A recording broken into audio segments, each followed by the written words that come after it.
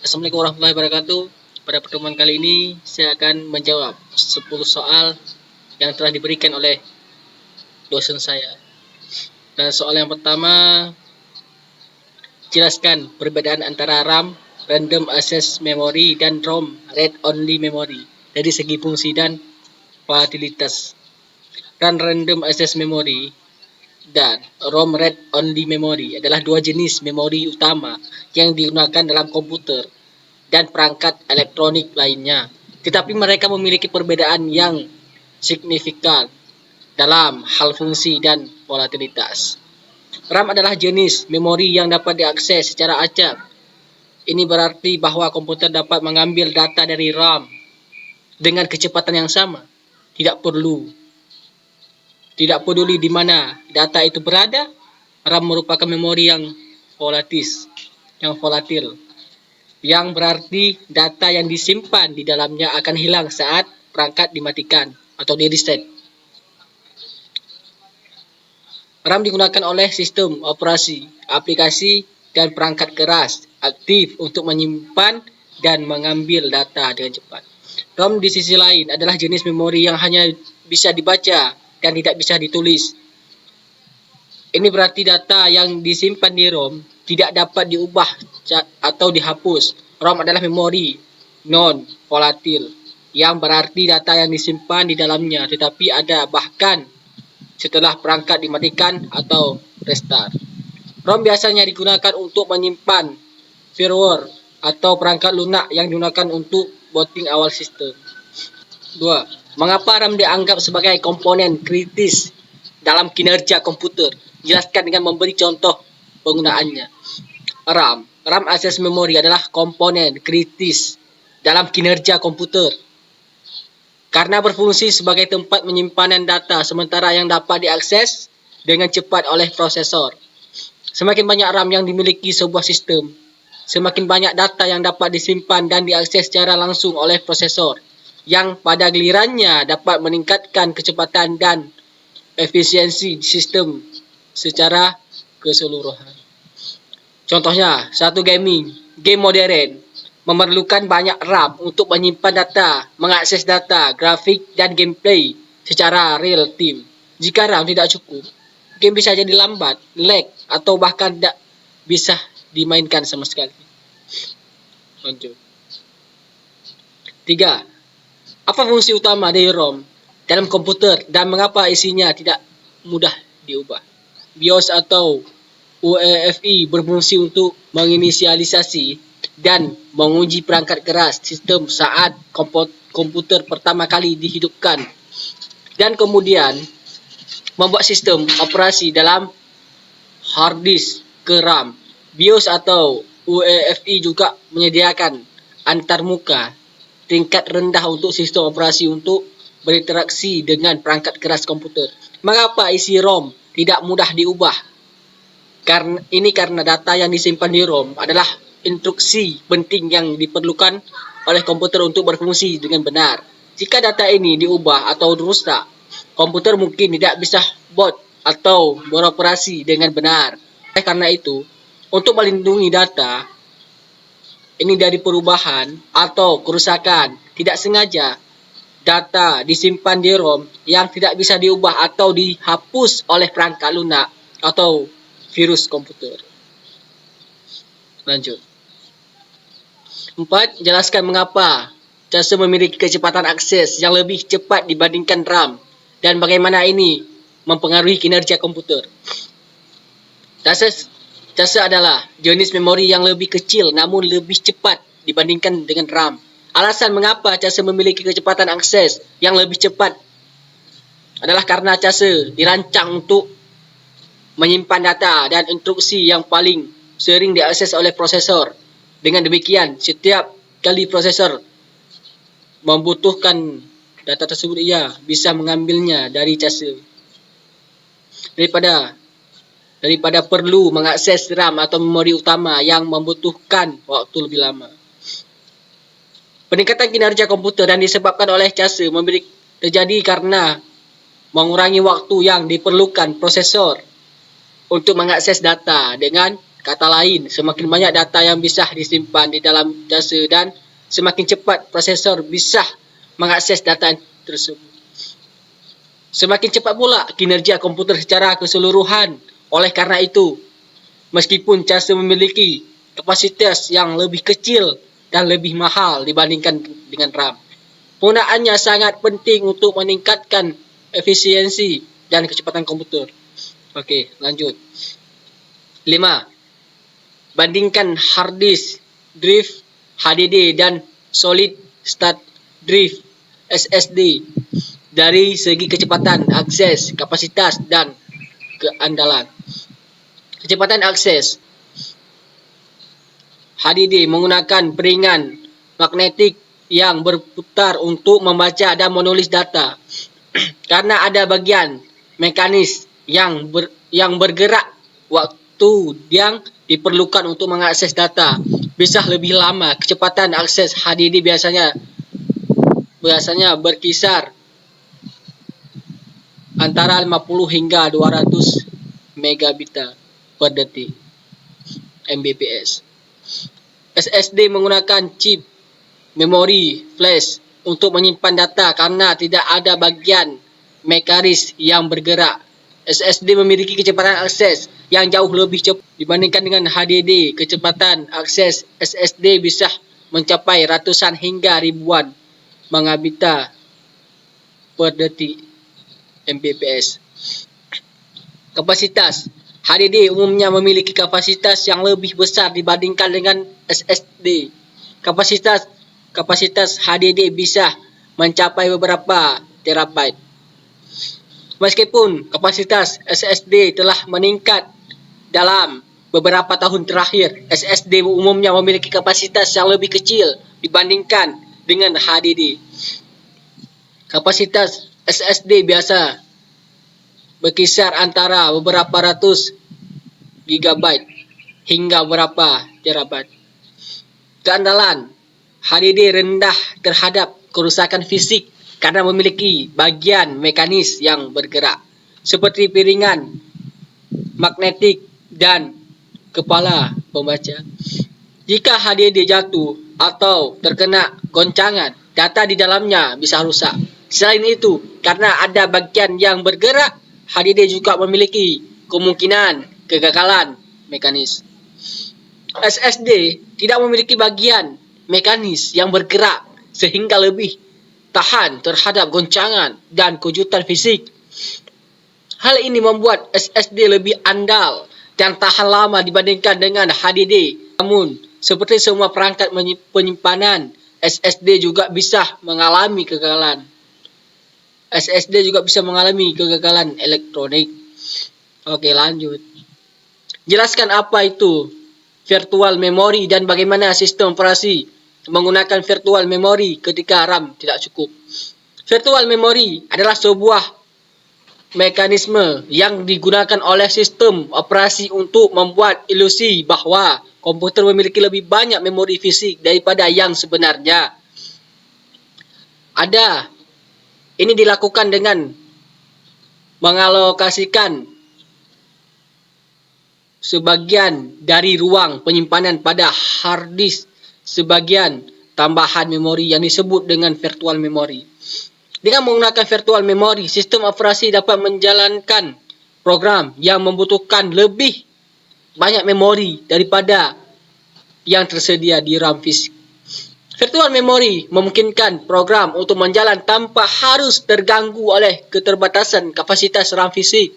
Hal ini memungkinkan penggunaan multitasking yang lebih efisien, di mana sistem operasi dapat menjalankan beberapa program secara bersamaan meskipun total memori yang dibutuhkan lebih kapasitas RAM fisik yang ada. Namun, penggunaan virtual memory juga memiliki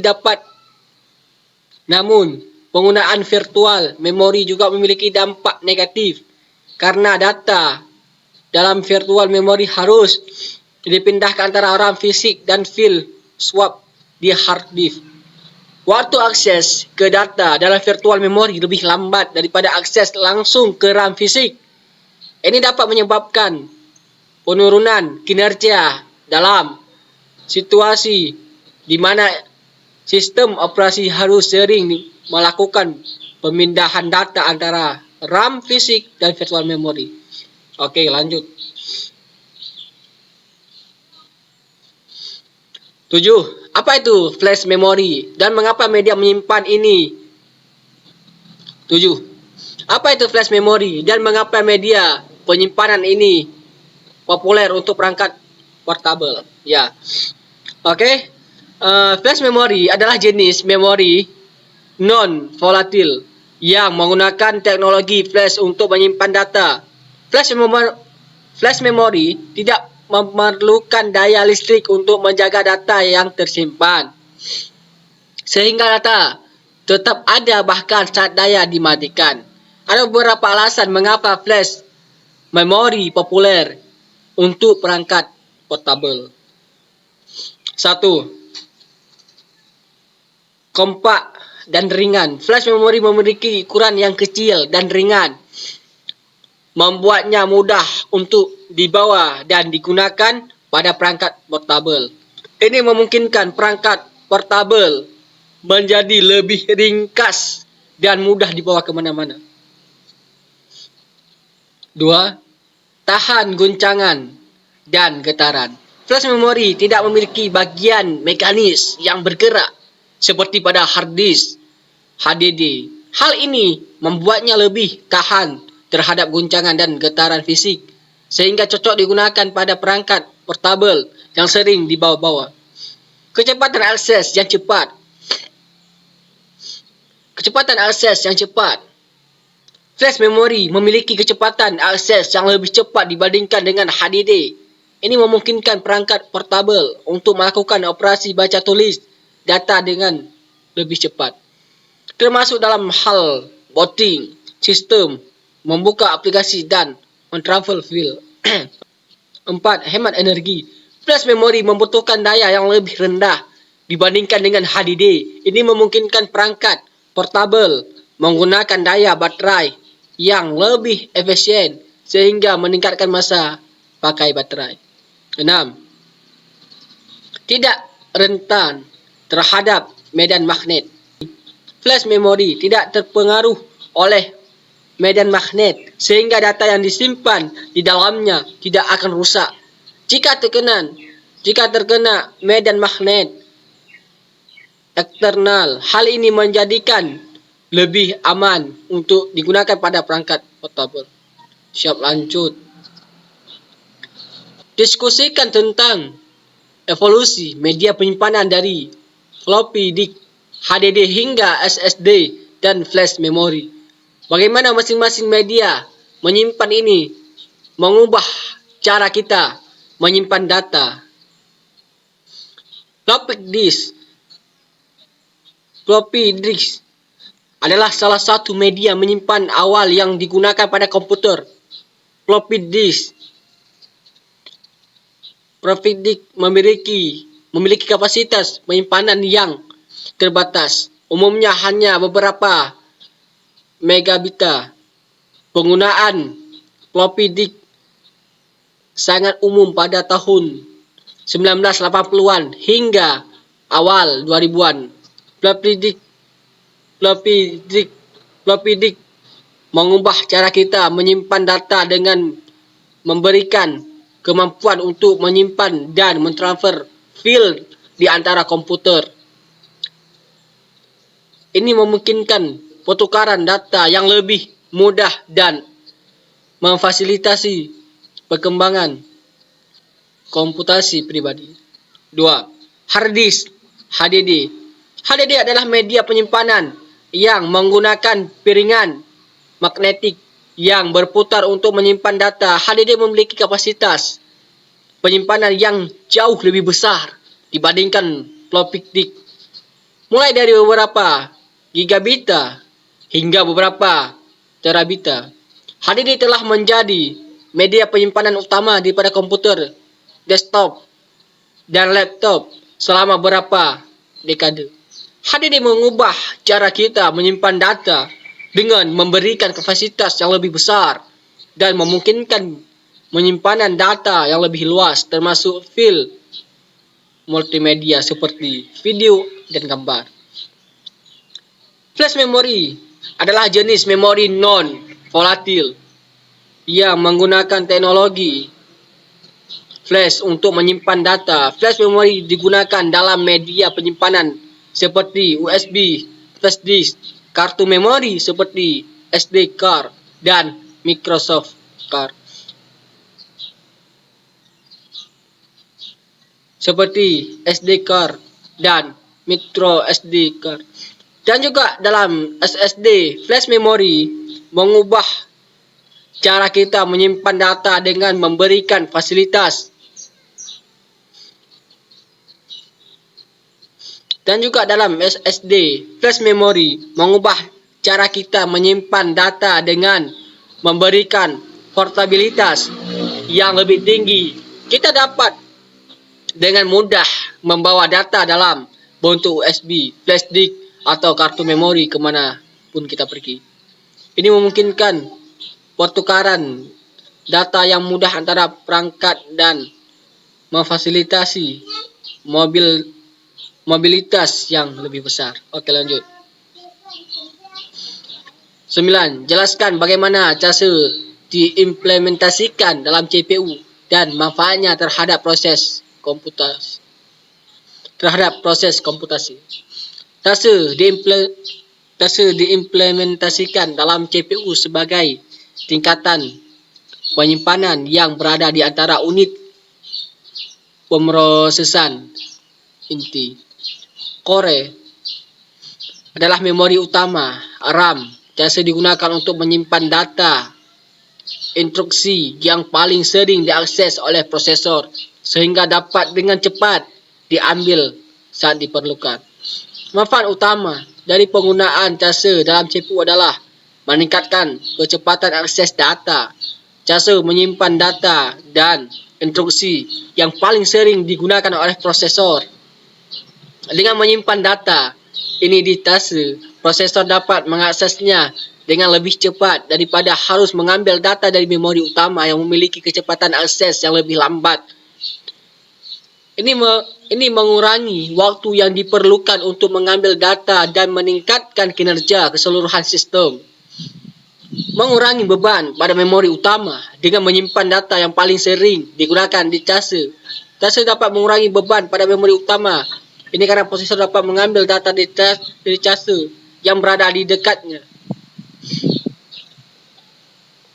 daripada harus mengakses memori utama yang membutuhkan waktu yang lebih lama. Dengan mengurangi jumlah akses ke memori utama, tase dapat meningkatkan efisiensi penggunaan memori dan mengoptimalkan penggunaan sumber daya komputer. Oke, lanjut. 10. Diskusikan tentang penggunaan virtual memory dalam sistem komputer modern dan batasan-batasan yang ada pada penggunaan virtual memory. Penggunaan virtual memory memperluas kapasitas memori. Virtual memory memungkinkan sistem operasi untuk menggunakan kombinasi RAM fisik dan ruang di hard disk sebagai memori tambahan. Dengan demikian, virtual memory memperluas kapasitas memori yang tersedia bagi sistem. Ini memungkinkan program yang membutuhkan lebih banyak memori daripada yang tersedia di RAM fisik untuk tetap berjalan dengan baik. Mendukung multitasking dalam sistem operasi modern. Banyak program dan proses berjalan secara bersamaan. Virtual memory memungkinkan sistem operasi untuk mengalokasikan ruang memori yang cukup untuk menjalankan beberapa program secara bersamaan. Meskipun total memori yang dibutuhkan melebihi kapasitas RAM fisik yang ada, ini memungkinkan multitasking yang efisien dan memungkinkan pengguna untuk menjalankan banyak aplikasi secara bersama. Memungkinkan program yang lebih besar. Virtual memory memungkinkan sistem operasi untuk menjalankan program yang lebih besar daripada kapasitas RAM fisik yang ada. Program yang membutuhkan memori yang besar seperti aplikasi pengolah pengolahan gambar atau video dapat dijalankan untuk menggunakan virtual memory untuk menyimpan data yang tidak aktif atau jarang digunakan. Oke, lanjut.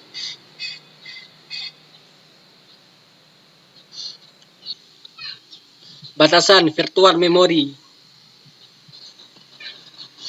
Kecepatan akses yang lebih lambat. Penggunaan virtual memory melibatkan pemindahan data antar RAM fisik dan ruang di hard disk. Ini mengakibatkan kecepatan akses yang lebih lambat dibandingkan dengan akses langsung ke RAM fisik. Jika sistem terlalu sering mengakses virtual memory, kinerja sistem akan menurun karena waktu yang diperlukan untuk memindah data. Keterbatasan ruang di hard disk. Ruang yang tersedia di hard disk untuk virtual memory terbatas. Jika ruangan tersebut habis, sistem operasi mungkin mengalami kesulitan